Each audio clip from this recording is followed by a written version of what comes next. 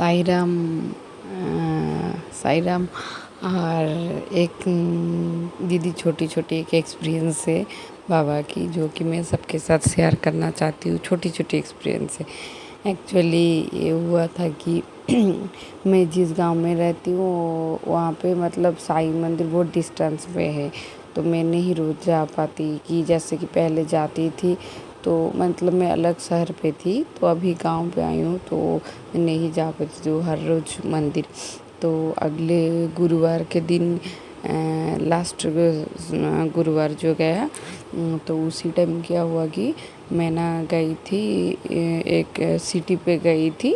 मतलब हमारी एक नानी की घर जा रही थी, तो रास्ते पे बाबा का मंदिर आता है। तो मैं ना वहाँ पे थोड़ा टाइम लगा, तो मुझे थोड़ा काम था। उस दिन गुरुवार भी था, मुझे याद भी नहीं था कि उस दिन गुरुवार है। तो मैं मतलब मंदिर जाना चाहती थी, बट थोड़ा काम था, इधर उधर ट्रैवल करना था। तो पास वाले जो मंदिर था टाउन जहाँ पे मैं गई थी वो भी नहीं जा पा रही थी। तो मैंने सोचा ठीक है, मैं रिटर्न करूँगी 2-3 दिन बाद, तो तब मैं चली जाऊँगी। तो वो ना मैं क्या हुआ, मैं बस स्टैंड में वेटिंग हॉल होता है वहाँ पे मैं वेट कर रही थी।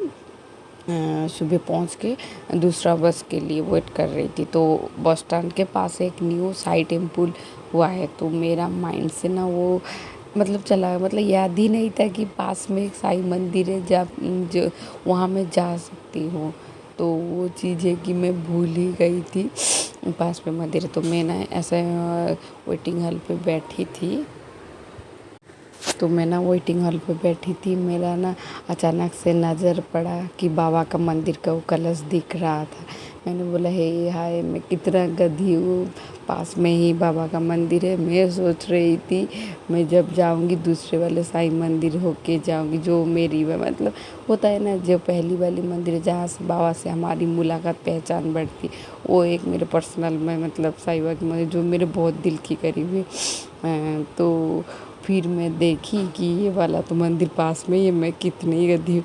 मैं फिर उठकर मतलब इतना स्माइल था, फिर बाबा के पास गई, दर्शन अच्छे से की करके फिर नाश्ता वगैरह करके फिर लौट आई। तो कुछ टाइम बाद याद आया कि आज गुरुवार था, जबकि मैं गुरुवार को मंदिर भी जाती थी। तो मैं वो चीज़ भूल भी गई थी कि गुरुवार के दिन बाबा ने मुझे वो दर्शन भी करवाए।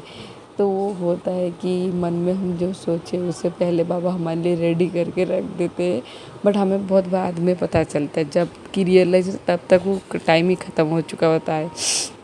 और एक एक्सपीरियंस है कि मतलब समाधि दिवस के दिन, दशहरा के दिन बाबा के समाधि दिवस मानते, तो मैं साईं मंदिर गई थी। तो जाते जाते मध्याह्न आरती के टाइम में होता है दोपहर 12 बजे मध्याह्न आरती।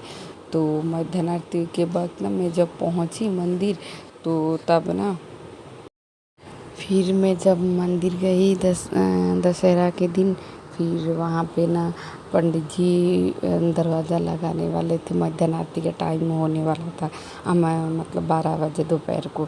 तो हमारे यहाँ ऐसा होता है, दरवाजे पे ऐसे कुंडी जैसा कुछ लगा देते, अंदर नहीं अलाउ करते मध्याह्न आरती के टाइम, हम सब बाहर खड़े रह के आरती करते। तो मैं जब गई तो वो पंडित जी सब रेडी करवा चुके थे, फिर कब दरवाज़ा बंद करने वाले थे, तब मैं लास्ट मोमेंट पे मैं पहुंची। फिर बाबा को मिठाई लेके गई थी बाबा के लिए, वो दी। फिर मैं पंडित जी को पूछा कि मैं अंदर जा सकती, बोले हाँ जल्दी जाके फिर मैं दरवाज़ा लगाऊंगी। फिर मैं गई, फिर फटाफट दर्शन करके जल्दी आई। उसके बाद ही दरवाज़ा लगा, ऐसा लगा कि बाबा ने मेरे लिए वेट कर रहे थे। मैं एट दी एंड मोमेंट पे पहुंची। फिर बाबा मिठाई ले दर्शन दिए, नमस्कार लिए मेरे से। फिर उसके बाद आरती शुरू हुआ। और उसके बाद ऐसा होता है। फिर मैं जब गई वहाँ पे दर्शन वगैरह होने के बाद, फिर वहाँ पे दशहरा के दिन दोपहर को चावल भोग मतलब मंदिर की तरफ से सबको प्रसाद के रूप में मिलता है। तो फिर पंडित जी मैं मन में मन सोच रही थी बाबा मैं इतने दूर से आई हूँ, बिना खाना दिया आप भूखा ही छोड़ दोगे क्या? मुझे थोड़ा चावल खाना था और मुझे थोड़ा चावल ज़्यादा पसंद है। तो फिर मैं वो सोच रही थी, फिर मैंने सोचा बाबा खिलाओगे ना, भूखा ही भेज दोगे, ऐसा मन मन सोच रही थी। फिर मैंने सोचा नहीं, बाबा तो कोई भूखा रखेंगे नहीं अपने बच्चों को। तो फिर उसके बाद पंडित जी मुझे आके बोले और प्रसाद दे यहाँ पे मिल रहा है, प्रसाद खाना खा के ही जाना, और फिर बिना प्रसाद खा के घर मत चले जाना। मैंने बोला नहीं नहीं, मैं खाना खा के ही जाऊँगी।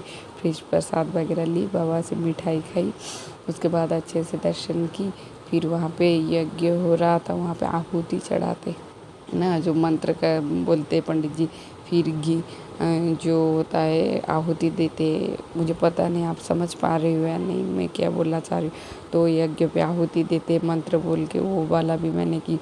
फिर उसके बाद अच्छे से दर्शन होने के बाद मैं घर चली आई अच्छे से। तो और एक एक्सपीरियंस है कि मैंने दशहरे के पहले दिन, जो नवरात्रि के दिन मैं गई थी माता रानी की दर्शन कर, दुर्गा माँ की दर्शन करने के लिए गई थी। मेला लगता है गांव में, तो वो दर्शन करने के लिए गई थी। तो मैं ना जब जाती हूँ बाहर तो बाबा को बोल के जाती हूँ, बाबा आप भी मेरे साथ चलो। तो मैं उस दिन थोड़ा बिजी थी, काम का ऑफिस का काम वगैरह था, मैं भूल गई थी बाबा को बोलना। तो मैं बिना बोले साजिद हंस के निकल गई दर्शन करने के लिए। तो मेला में जो दर्शन करने की मूर्ति, बस मेला में मतलब मीना बाजार जैसा होता है ना, वहाँ पे मैं गई। तो मैं भूल ही गई बाबा को बुलाने। तो अचानक से एक बाइक मेरे सामने आके खड़ी हुई। वो बाइक के पे स्टिकर लगा हुआ था बाबा साईं बाबा का माथा जो होता है, मतलब सर का एक स्टिकर लगा हुआ था, उसमें बाबा का मुँह ही दिख रहा था। तो मैं देख के इतना स्माइल की और बोली कि बाबा मैं बोलना भूल गई थी, बट आप मेरे साथ आना नहीं भूले हो। तो फिर मैं दर्शन वगैरह करके घूम के खाना खा के फिर घर में रिटर्न कर रही थी। तो आते वक्त मैंने बोला बाबा, जाते वक्त तो मैंने बोला नहीं था, आपने फिर भी आया था। तो फिर अभी तो नहीं आ पा रहे हो, तो आप कहाँ पे हो? ऐसा मैं घर पहुँचने वाली हूँ, आप तो अभी तक नहीं आए। ऐसा मैं मन में मन सोच के फिर आ रही थी। तो अचानक से एक जन की घर पे दीवार पे मेरे नज़र पड़ी, अचानक से तो नज़र पड़ी। वहाँ पे देखी बाबा का इतना बड़ा फ़ोटो फ्रेम था। मैं देख के इतना खुश हो गई और इतना स्माइल की कि बाबा, मैं मन में सोची कि अब आते वक्त नहीं दिखे, वो भी मुझे दिख गए, जबकि मैं उस रास्ते पे से कभी भी नहीं आती थी। तो ये होता है कि साईं को हम भूल जाते हैं कभी कभार, बट साईं हमें कभी नहीं भूलते, कि हमारा साथ कभी भी नहीं छोड़ते। Thank you. और ये एक्सपीरियंस आप शेयर कर देना। और बाबा bless you all and Sai Ram God bless you.